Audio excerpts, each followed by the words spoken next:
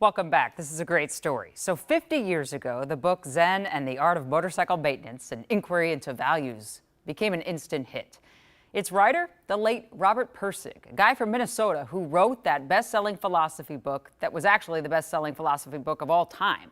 Heidi joins us now to talk about how fans are honoring him and that book on this anniversary.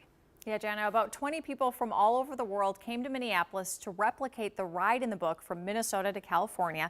They left from Minneapolis on Monday morning, July 8th, the same day Pirsig started his trip in 1968. Without leaving the house, books have the power to take us anywhere. But when it comes to Zen and the Art of Motorcycle Maintenance by Robert Pirsig, for some fans, the ride is now a reality. It's really become a little community. Mark Pravatsky, a volunteer for the Robert Pirsig Association, is leading a ride of motorcycles and cars, replicating the trip taken in Pirsig's book.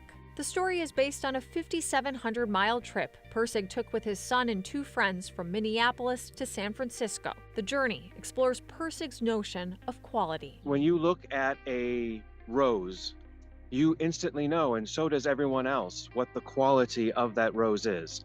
And most of us think the quality is high in the rose. If you look at a garbage can, you may think instantaneously that the quality is low, but it could be a shiny garbage can and maybe it has high quality or it has a great purpose.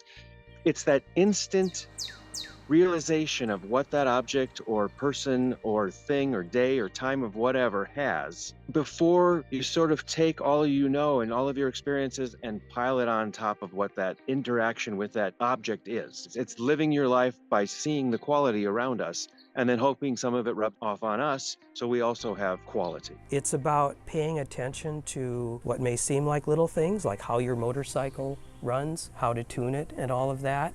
And quality, just taking very good care of what's in front of you. Ted O'Toole is the guiding teacher at the Minnesota Zen Meditation Center in South Minneapolis. Pirsig played a key role in the center's start, and it's where people gathered ahead of the 50th anniversary ride. How old were you the first time you read it? Oh, I was probably about 20. Everybody was reading it. I thought, oh, I need to read this. Do you remember what you took away from it at that time? I guess I was lacking in patience back then, really kind of hurrying through the difficult parts and not giving them their due. But in this chapter of life, Ted is rereading Pirsig's prose, taking his time. And it's also about the really big questions.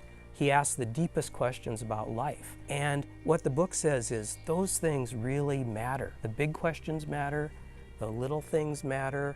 You keep all of this in mind and you live your life deliberately because life really matters. So it's an inspirational book. There's so many of us who have read the book back when we were younger. Now, they're living it. Seeing quality in things and being able just to take things in as they come is really special to us. And so we thought it would be a nice tribute to the book and to the author by replicating the ride. When I spoke to Mark this afternoon, they were in Ashley, North Dakota. They've got people from all across the world taking part in the trip, including someone from the UK and a couple from the Netherlands. The final stop is scheduled for July 20th. Most are not doing in the entire trip, but people will be joining and leaving throughout the ride. Jana. It's incredible to me that that book is that old, because I remember when I was gifted that book in college, and I appreciate them saying kind of hard to get through. But thinking about taking your time in 2024 is a pretty interesting lesson.